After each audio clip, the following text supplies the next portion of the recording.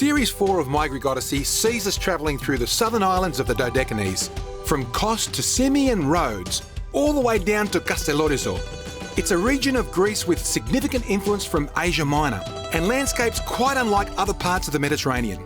The history is as dramatic as the scenery, and of course, the cuisine is unforgettable. There's the cliched beaches and wonderful people, plus unique cultural elements that give each destination its own personality. In this episode, I'm making my way across to Nisiros. I'd spent the first few days of this trip to Greece exploring the busy hub of Kos, so now it was time to go somewhere a little more relaxed. Despite being known for its volcanic heart, it doesn't have the infrastructure and resorts that draw in the masses, so that means things move just a touch slower. Before going to Nisiros, I made a quick stop at Yali. It's a tiny island where the only inhabitants are those running the mining operation and a few seabirds. Obsidian, perlite and pumice. That's what this place is mined for. In prehistory, it was obsidian for the tools, but today they're pulling out 1 million tonnes of pumice a year. But people come here for a swim because it's pretty remote. They come from Mandraki, and I'm going to go for a swim and then I'm going to head up to the pumice. It's far enough from the big islands to not draw tourist boats, but near enough that it's worth us making a slight detour to check it out. I'm glad we did swing by, because apart from the water being crystal clear and having the beach to ourselves, it was awesome to see the massive mine up close.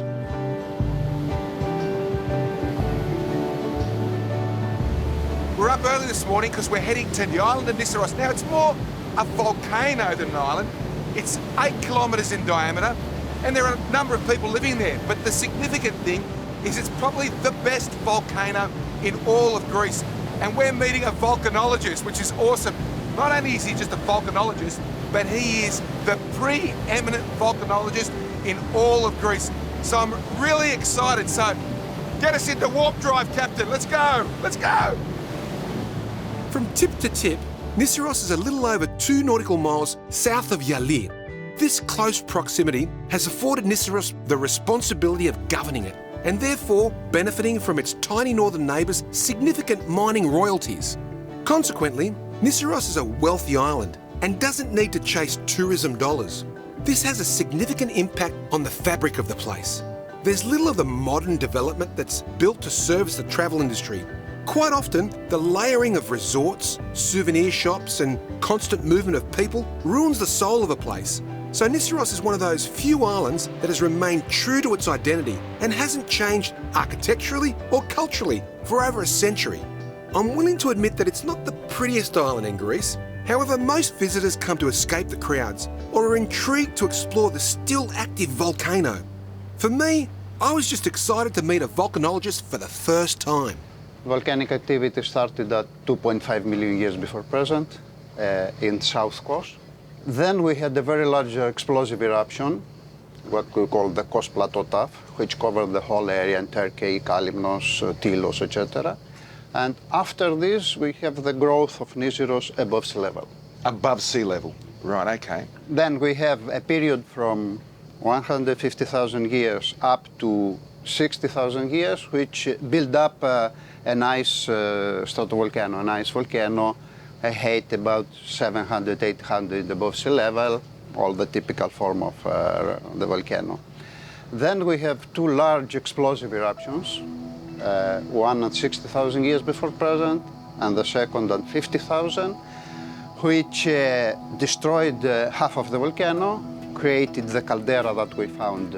So there was a mountain here before, was there? Yes, yes. And that blew up in the air? Yes, blew up in the air 2 times, 60,000, 50,000 years before present. And the remain is the large crater, the collapsed crater of the caldera. Right. And so after that, volcanic activity continued and built up all the hills that we find inside the caldera. Can we walk into this crater? Yes, yes. The biggest one, which is Stephanos, yes. We consider that is late prehistoric time, about 5,000 years before present, and we can walk down there. If you know where to step, it's safe. So this is really a tourist volcano, isn't it? Yes. Well, fantastic. It's almost like Greek tourism have set it up for themselves 160,000 years before. It's about a 20-minute drive from the port before you reach the first viewing point. And what a scenic trip, with terraced mountains and rugged countryside. It's hard to imagine the arid farmland being very productive. We stopped a short distance from the interior of the crater to take in the whole expanse from the elevated roadside. As you drive down, there's a slow reveal that raises the excitement and anticipation. From afar, it's impressive enough, but it's only when you get up close to it that you really get a true sense of the scale. Wow, Yorgo. I've been here before, but it still amazes me. The magnitude of this crater it's huge. And the crater inside a bigger crater. It is a crater. Yes, it's a hydrothermal crater. It's one of the biggest and most well-preserved in the world. So when you say hydrothermic crater, what does that mean? This means that there is no involvement of the magma, there is no outflow of magma. Right. Just the hot water that exists below, it's blowing up, and so you have mud, rocks, and the whole thing is creating a small crater, small in respect to the other ones. So where is the magma? How far down is the magma? The magma here, it's at a depth of about 2-3 kilometers. 2-3 kilometers. So what, 50,000 years ago this exploded? Yes, the last time that we had a large magmatic explosion was 50,000 years ago and created all these. And how much material would have come out? It was about 8 cubic kilometers of magma. 8 cubic kilometers. Now that's got to be billions of tons. Yes, different billions. 100 billion, 200, 200 billion? You have to consider that each cubic meter of magma, it's about 3.2 density, so means, and if you expand it, you have the gases also, so most of it is foam, it's pumice. You have different billions of pumice. So I can see it's smoking down there, right? Yes, these are what we call fumaroles. It's hot gases, a mixture of volcanic gases and hot water that is outflowing. Well, let's go down. I'm dying to go down. Let's go. Yeah. Come back. Seeing the crater from above is awesome enough, but walking into the steaming interior is another experience altogether.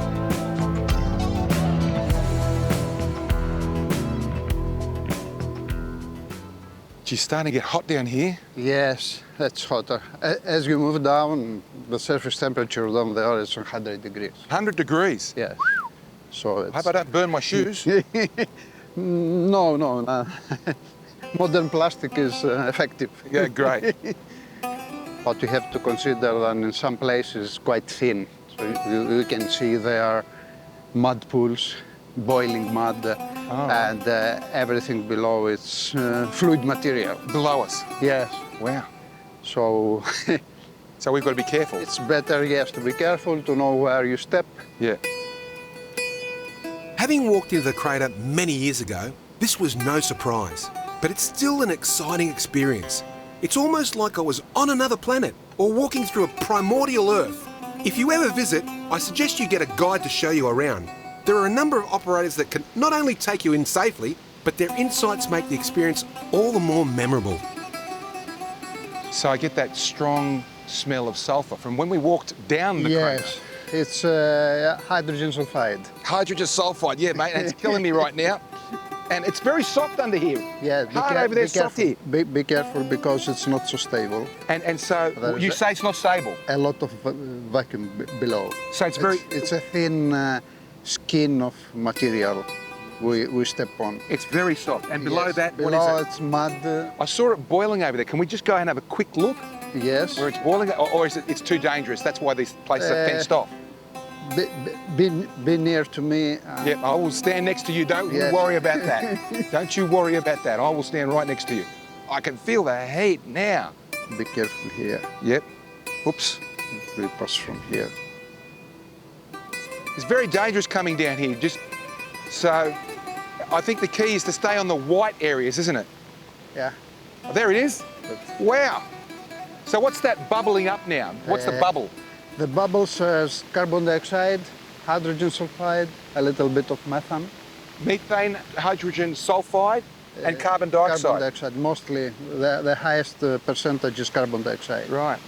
And that would be 100 degrees right now. Yes, And this is a typical example of the, what do you call it, hydrothermal fluids. hydrothermal, well, it's a hydrothermal volcano now, isn't it? Yes. Yes. Wow. Hydrothermal volcanic activity is essentially like the famed geysers you see in America's Yellowstone National Park. It's basically created when superheated water beneath the surface rapidly turns to vapour. Steam, boiling water, mud and rocks are ejected into the surrounds. Think of it as like the earth venting some pressure, in the same way a pressure cooker hisses and steams. There's an intermittent outflow. So Intermittent, so I'll put it in there, inside here, there. Here. All right. What's that? That's it. That's, yes.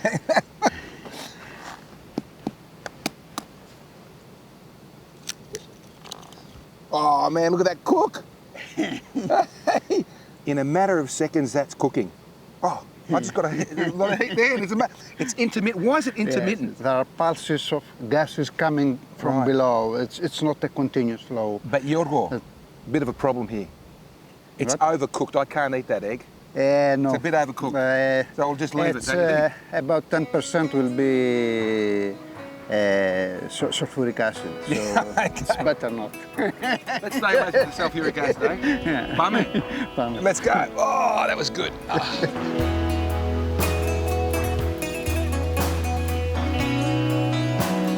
We came down early to ensure we had the crater to ourselves and could avoid the worst of the summer heat.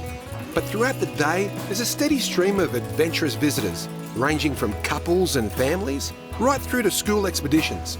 It's a great spot for some hands-on education about the geological activity that not only formed this island, but much of the world.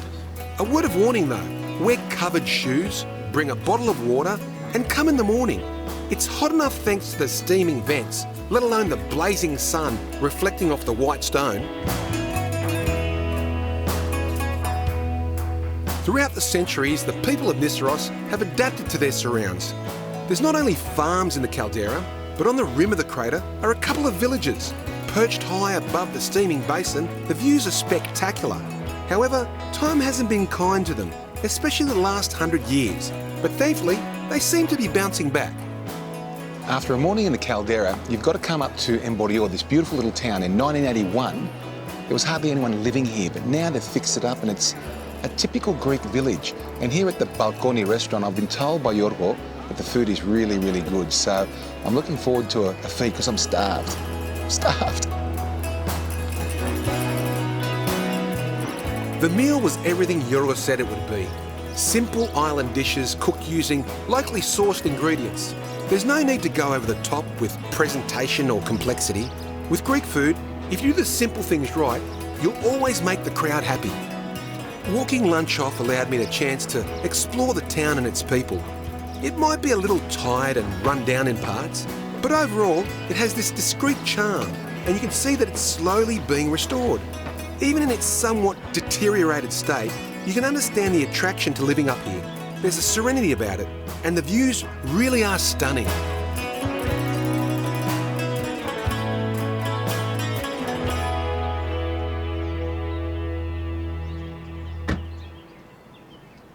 On the road to Emborio and just below the town is this sauna. It's open 24 hours a day, 365 days a year. And I'm going to check it out. Oh, wow. It's hot in here. Now, I'm told it's about 54 degrees. It's fairly humid. This thing was built, it used to be a cave, and a gentleman actually built this structure around it in 1925. People come in here, fit 3 or 4 people. It's the first time I've seen a sauna in Greece, a natural sauna. Seen heaps of thermal springs, but never a sauna.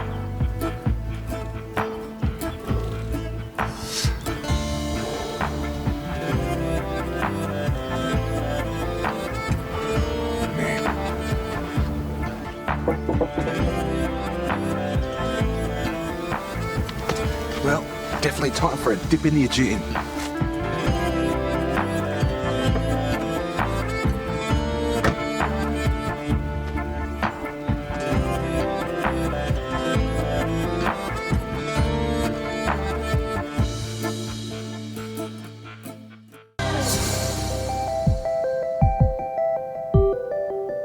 day on Nisyros feels twice as long as it does at home. The pace of life is slow, which is a welcome change for someone like me, who occasionally feels like they're moving so fast, the world passes by like a flash. I love these little villages. This is Nikya, right? Correct. And what is the population of Nikya? Nikya registered are about 40 to 42 people. Wow. Just the truth is a little bit different. In the summertime, I would say with relatives coming over for paying a visit from abroad as well. There are about 20, 25 people, barely 30 living. And in the winter, it's completely different. Many of the older residents of that village are going to bigger islands like Kos, Rhodes, where they have relatives, closer to the better medical care system, let's say. Right, I understand. Population drops down to the 15 people. Wow. Being a winding and hilly drive from the main town, it's easy to understand why villages like this struggle to grow. But maybe they don't need to. While there's little in the way of work and it lacks some modern conveniences, what it does have, that many larger settlements don't, is that old world charm. Yanni, I see the balconies there, so close together and so narrow. What's the story? It is use the shade of the paths. Yeah. It is protecting them a lot from the hot sunbeams in the summertime. Right. And the breeze coming through makes it always a lot more bearable in the summer for everybody living here. And the stone, some of the stone, you see white wall here, you see stone here. There's various types of architecture. You see the stone arches. It's beautiful, man. It is a typical decoration they use in those islands, and stone is to be found in abundance of different qualities and different colors as well. So that's what the people, what they have actually, that's what they use in architecture in general. Beautiful. This looks like a blast from the past. It is. What's the story here, Yanni? This is probably one of the many houses of the village, which it's an earthquake territory, probably collapsed by the earthquake of 1933. Right. Even the other ones that followed. That's a furno, isn't it? Yeah, it is. It's a stone oven. The main one of the house, probably. Wow, these are awesome. I love these almost ancient houses. You know, this is, how old is this? How old is this house, you think? Suppose it's definitely about almost a century old or even above that. Wow. The foundations of these old houses are typically all that remains once they've been abandoned. Usable materials get recycled and the remaining timber rots away. But you can still see that this was once a family home. Amore mio. It's a big love, yeah. Τον αγαπάω πολύ. Ναι, είναι ντόπια. She's from Είναι here. ντόπια όλη τη ζωή εδώ πέρα, με τους συγγενείς περισσότερους στην Αμερική. Είναι 90 ετών. 90 years old, eh? 90 years old. And she's the one maintaining the beautiful Virgin Mary Church at the square in its perfect state. That was awesome, man. I love meeting the locals, especially people like that. I need a coffee, mate. Where are we going to get a coffee? I know the best place. Fantastic.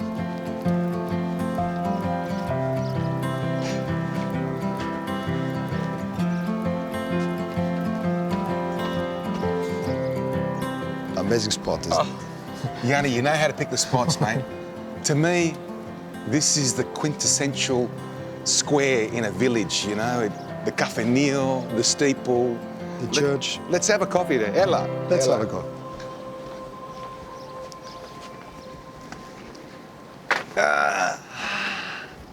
So, Yanni, there's two cafenil, two cafes here. They also serve lunch and dinner. They do have mostly Greek dishes. Yep. Have you eaten here? Yeah, absolutely. Quite a few times. You must have eaten here because everywhere we go, you know everybody. Everybody knows you. This is the advantage of visiting regularly small places like this one. And that's the quintessential thing about small Greek islands. If you're a local, you know everybody. And meeting you here, I'm getting that deep contact that you would not normally get on a bigger island or a big place, be it a big city when you're being guided. So you really feel part of the place. You really feel connected. And I really appreciate that, Yanni. I've enjoyed the morning so much, but the architecture, the people, it's all fantastic.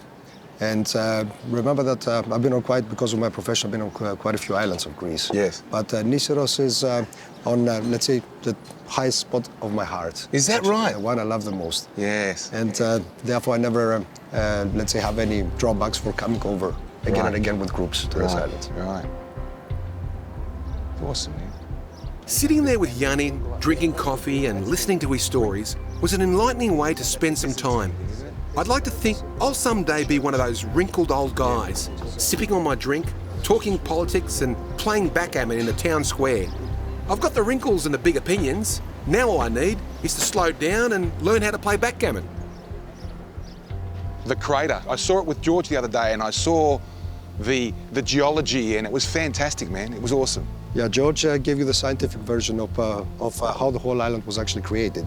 There is also the beautiful mythological version of it. Oh, you got to tell me. Yeah, it has to do even with the names of the different craters down there. Some of them are called polyvotis, and that takes us back to the mythological story, to the cosmogenesis of Hesiod, the ancient Greek version about how the whole world was created. So it goes back to the fight of the giants against Olympic gods, of whom would get to rule the world. And Poseidon was the one that chopped off a large piece out of the island of Kos, and he threw it against the swing to flee the giant, the Polyvotis, and he buried him right beneath it. And that's exactly the place we're standing on right now. That rock is the island of Nisiros. Right, okay, so Polyvotis is under Nisiros right now. Under Nisiros right now, and that's how the people in the ancient times managed to explain natural phenomena, how it came to earthquakes, for example. Right. So whenever the Polyvotis, the giant beneath Nisiros, is trying to free himself out of it, that's when it comes, the whole island's actually shaking. Explanation of earthquake. You know what? I prefer yours to Dr. George's. Even though I love geology, I think yours is better, mate. Many a story from mythology came about as a way to vindicate things that people simply couldn't explain through fact or observation. The people needed a way to rationalise the world around them. So stories of gods and great battles gave them a sense of understanding and removed the fear that can be caused by not having answers to important questions. It also gave people hope during challenging times and something to believe in.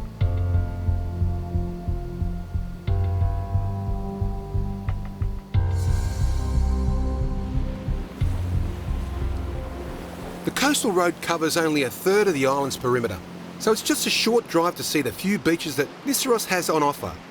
Liège Beach is one of the handful that's accessible, and after all that walking and the hot sauna, it was time for a swim. I must say though, some swims are more memorable than others. The Pebble Beach wasn't the prettiest, but the water was clean and clear. Most people that come to Nisiros come here for the day from Kos. And because the beaches on Kos are just so awesome and colourful, these agricultural volcanic beaches aren't visited that much. But for the discerning tourist that wants a bit of serenity, nothing better.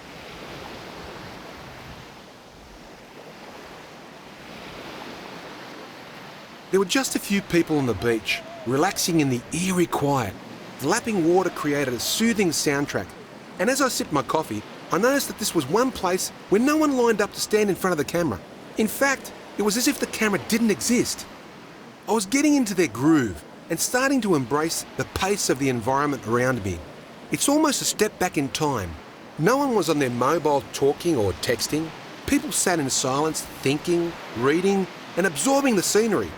Anyway, the Aegean was waiting for me, so I scampered through the hot volcanic sand to get my daily swim in.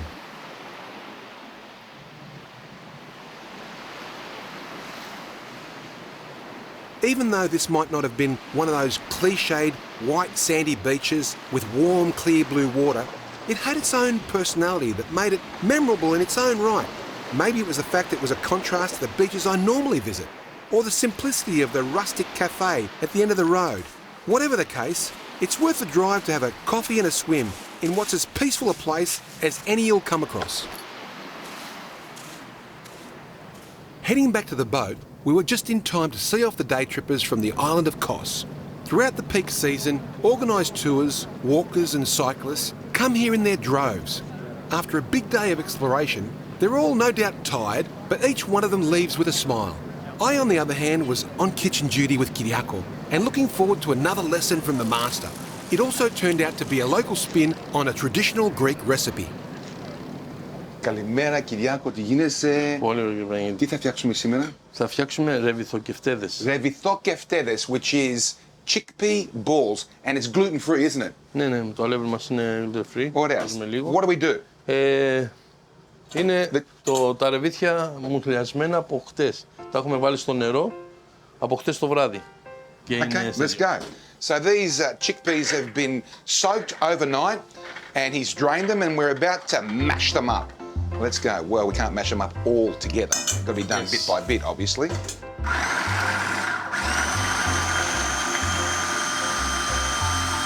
Fantastic. Awesome. Yeah. Τώρα είναι και μερικά που είναι... Yeah, fantastic. Look, check that out. Is that awesome or what? So we got half a kilo of the chickpeas, and then what we're going to add to this chickpea mush is some onions, some mint, some spring onions, 2 eggs, some gluten-free flour for Helen, some pepper, and some salt. And you just put it all together and you mix it. Is that easy or what? It's like the easiest recipe. And there's some oil as well. Let's do it. Let's put it all together. Okay. I've got to do something. Okay, fantastic. Look at this. It goes in. Now you take that. Let me put them in. Let me do something. Yeah, that goes in. The eggs, fantastic. The spring onions, the salt goes in there as you clean up behind me, which he does all the time. And listen, I just want to do this from the height. Look at that. Look. Olive oil. Oh, yeah. And only Greek virgin olive oil. If you haven't got Greek virgin olive oil, forget about it. It's not going to work. That's not true. Now, go. With the hand, you got to do this by hand. Yes. With a glove on, obviously. And you just mix this up. Now he's going to mix that up, and then all we're going to do is roll them into little balls and fry them. It's actually really, really simple. Even I could do it, but I won't be. Helen will be doing it at home. Look at that. Look at the colour. Can I just show them the colour?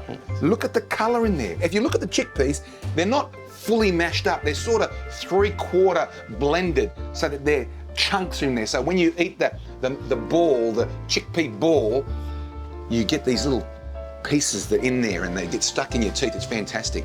So yes, I said it was a gluten-free recipe, and this is really good. This is one of these recipes that's helping me on my diet, right? So I'm not eating too much meat. Απλά το ζυμώνουμε καλά. Θα βγάλουν και τα υγρά, το κρεμμύδι και όλα τα... So we've got to get the moisture out as well, right? And that's what... How long do you do this for, Kyriako? Ναι, να το δεις, να γίνει μια τέτοια. Να γίνει πώς? Να γίνει μια μάζα. Yeah. Συνήθως το αφήνουμε και λίγο να παγώσει το... So let me explain that. So sometimes they let it cool down. They put it in the fridge to cool down. So it's a stiffer mix. Is that right? Ναι. It's amazing how you understand everything I say, but half the time I don't understand what you're saying. I skipped 6th class at Greek school. I was actually on my bicycle. Mum didn't know. So my Greek is really bad. Sometimes the mix is a little wet and it isn't stiff enough. In that case, just add another egg or some flour to thicken it all up. Keep working it through so everything is thoroughly mixed.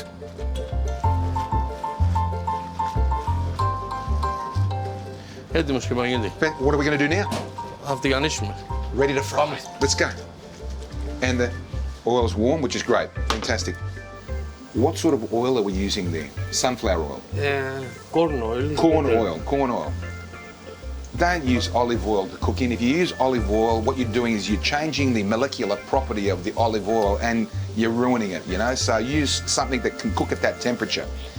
Sounds like I know what I'm talking about, doesn't it? Well, I don't. Look at that, look at that, look at that. I want to turn that one over a bit too early. Making the skordalya, or potato and garlic dip, is relatively easy. Just blend together some boiled potato, soaked bread, half a cup of ground almonds, a handful of garlic cloves, vinegar, lemon juice and olive oil. And there you go, skordalya. Let's grab some of this stuff. Oh.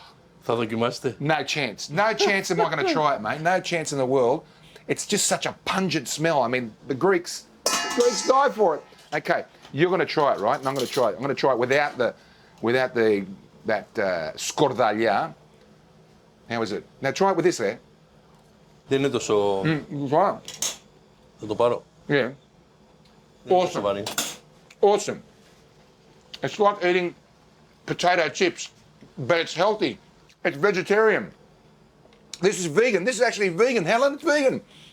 But that's vegetarian. It's not vegan. There's bread in there, right? But it's fantastic, Kyriako. Are you happy with it? You're never happy. It's all right? Όχι, είναι πολύ ωραίο. Yep. Νιώθεις και το ρεβίδι και αυτά δεν είναι λιώμα το ρεβίδι. Yeah, you can taste the chickpea in it. It's fantastic. Kyriako, thanks, mate. Να είστε καλά. Awesome. I love this. Φωνάξουμε τον καπετάνιο να δούμε. Yeah, don't worry about the captain. Let him run the ship. See you later. I was so caught up in the excitement that I actually got things the wrong way around. The scordaglià was the vegan part, and the gaftedes are vegetarian because they contain eggs. But what matters most is they're quick to make and taste awesome. I smashed a few, minus the dip. Then it was off to explore more of the island.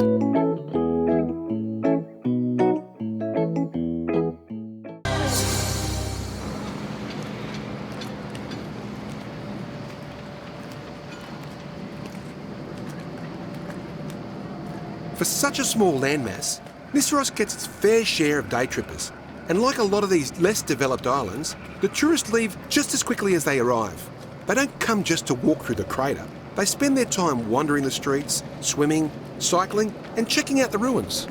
You'd think that the wild weather, earthquakes, and corrosive gases coming from the volcano would eat away at the architecture, but it doesn't seem to be the case. There's probably constant upkeep to maintain the homes and modern buildings, but one ancient structure that just happens to be a favourite of mine looks much like it would have 2,000 years ago when it was first built. Yanni, thank you for bringing me back here because I've been here before and I could come here again and again and again. What's this fortress called? Παλαιόκαστρο. Παλαιόκαστρο. And what century are we talking again? We're speaking about the third, let's say, part of the 4th century BC and early 3rd century BC. Almost 2,500 years old. And you know what I love about this fortress, this fortification, is everything. The stones, it's made of a hard stone. It's one of the hardest stones. Andesite. Andesite. And that's locally quarried just here north of the wall. It's a volcanic rock. But you look at it, they're not just square or rectangular. We're talking about trapeziums. From a structural point of view, it's got the best integrity. Not only that, but you look at where the openings are, they're hidden from the sea. So these trebuchets that would have been throwing rocks at it, the weakest point is the entry. And they wouldn't have got there. It's just fantastic. 7.5 metres tall. I understand some of the best walls in all of the Greek world. Of the ancient world, absolutely. Let's go inside. Oh, I'm so excited. Come on, let's go. Yeah, Yanni, I love it for many reasons, but for an island that only has 8 kilometres in diameter, tiny island, they made this massive fortification. Impressive. It was a prosperous island. Many different enemies had their eye on it. And it was attacked quite a few times in its past.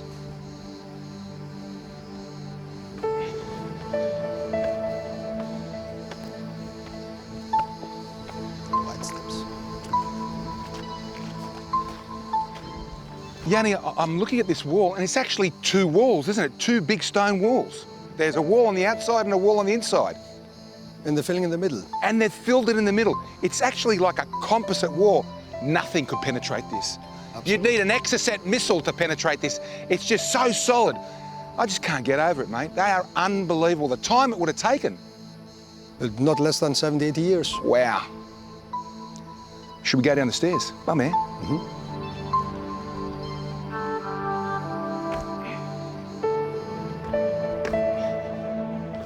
Παλαιόκαστρο sits above Mandraki, looking out across the Aegean. The walls reach 7 metres high and are up to 3.5 metres thick. They encompass a huge area, and along their length are gates and towers that stood up to 10 metres tall.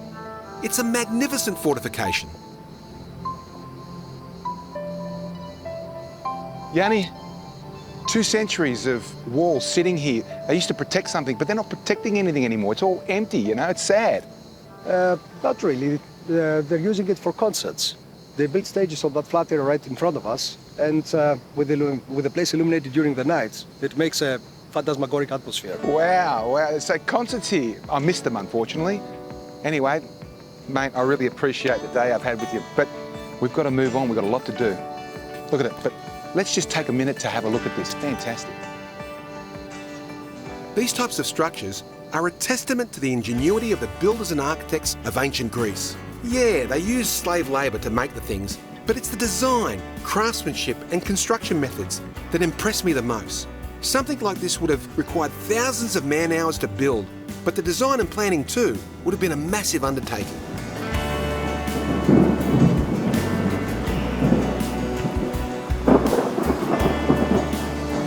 Rain, summer and Greek islands.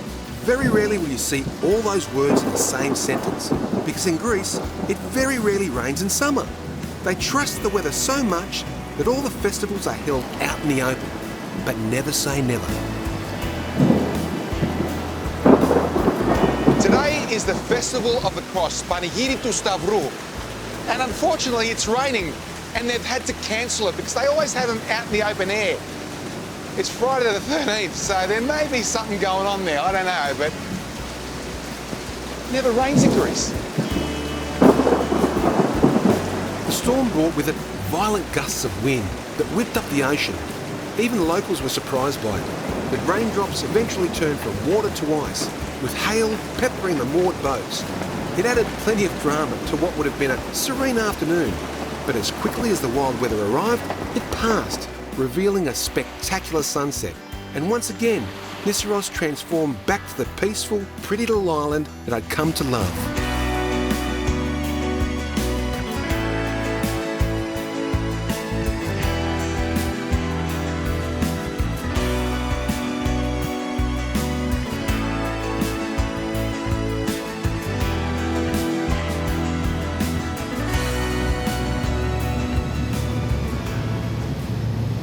About 40 minutes ago, we left Nisiros and we're heading to Tilos. Nisiros was awesome. It's one of those islands that you go to for the day from Kos. Lots to do in a day if you can pack it all in. Tilos, on the other hand, Tilos is sandwiched between Kos and Rhodes, two of the most popular islands that get millions of tourists, and this one doesn't get that many. And it's the first sustainable island in all of Greece. It's a little bit eccentric, and I'm looking forward to seeing Tilos because I've never been there. Let's go, Captain. We're not far away. What, 5 minutes? 5 minutes. Awesome. Travelling southwest from Nisiros, it's about a 12 nautical mile journey to the port of Livathia on the island of Tilos. Last time I visited the Dodecanese, we completely skipped it because the guidebooks had very little to say. And I'm sure the locals that know the island would love to keep it that way, because after seeing it for the first time, there's only one sentence that reverberates with me. I love Tilos. Stathi, you came here 5 years ago for work with the council, the local council, and you've decided to stay. Why? Why? Because why? I fell in love. You fell in love? Yeah. What, with the island? With the island and with my wife. What, you hadn't met your wife? No, no. You met her here? I met her here. I didn't know her. This is a true Greek love story then, is it? Yes. I saw her and I was like a stone hit me in the head. Really? I was like that, oh my God. Wow. Tilos has a magic. Tilos is the island that when you come, you fall in love with Tilos. You fall in love with the people. You fall in love with the food. You fall in love with the environment, the mentality. I can tell you 1,000 things that you can fall in love with Tilos. We have also a very big environmental project they call Tilos, Right. with renewable energy. It's a very innovative project. Yes. It's funded from the European Union. And the thing is that we produce power from wind turbine and solar panels. We also storage it. You store as well? Yes, yes, we have batteries that we can storage In this little island? in this little island. And the thing is that we produce more power that we can consume. That is absolutely fantastic. And they did it in Tilos. I understand this is the first island in all of Greece that does that. Yes. So you've got the migratory birds you looked after, you've got a sustainable future from a power point of view. I also understand that the first gay wedding in all of Greece happened here. Yes, yes, in Tilos. And when did that happen? I think 2008. Yeah. So this is bought before many countries around the world, let alone Greece. Yes, yes. So they're a very progressive island. Yes. I want to see more of this island. I want to see more of this. You're an electrical engineer, right? I'm an electrical engineer, yes. And you know all about this sustainable stuff and the power, don't you? Not all, I know most of the things. Come on, take me, show me. Okay, I'm really let's go. excited, man. I'm really excited. Beautiful, mate. Yeah. And you know what? I love that beach back there. It looks like a private beach. I wish I could go for a swim there. You can go, it's my wife's. One of the most popular hotels in town is Ellidi Rock. It just so happens that the family of Staffi's wife own and run the place. Normally, I don't like to blatantly promote resorts or hotels, but this accommodation occupies one of the best seaside locales I've ever seen, with amazing views and a gorgeous private beach. So tell me, Stathi, what's the population and tourism on Tilos? The population in the paper we're 800, but actually here in the winter time we live 500 people. Right. And most of them are from European countries. We have a very big European community here. Wow. Yeah, Belgium, English, French. And what about tourism? How much tourism are you getting? 30,000 Wow. so far. I think this year we're going to be around 35. Wow. It's a beautiful walkway, mate. Yes, it's named by the former mayor, Tasos Aliferis. Yeah? Yes, this whole beach road has his name.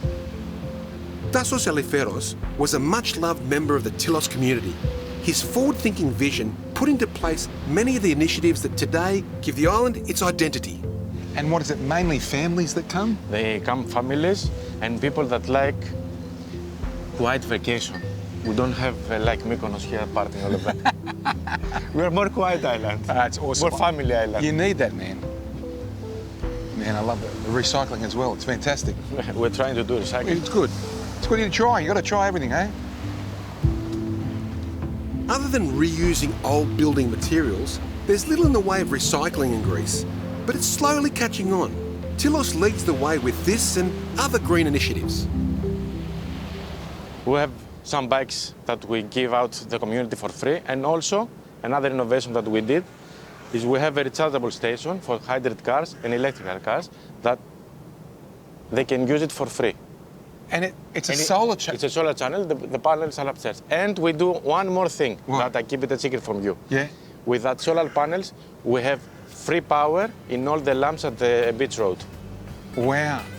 Man, I can't get over the free bikes. You give out free bikes. I give the free bikes. That's just fantastic. Progressive, man.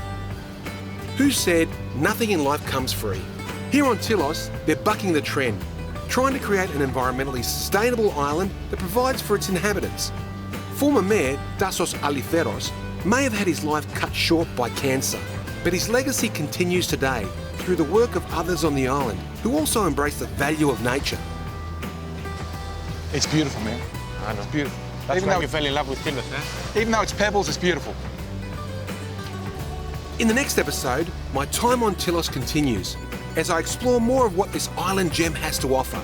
I'll be meeting a few of the locals, some more colourful than others, and headed to the mountaintops to see some of the sights, including the wind turbine. Plus, I'll be visiting an archaeological dig that has the remains of a pygmy elephant population. From there, I'll be upping anchor and steering Miozoi northeast, cruising across to the spectacular island of Simi. It's one of the better-known places in the Dodecanese, sitting just off the coast of Turkey, and I'll show you why it's such a popular tourist destination.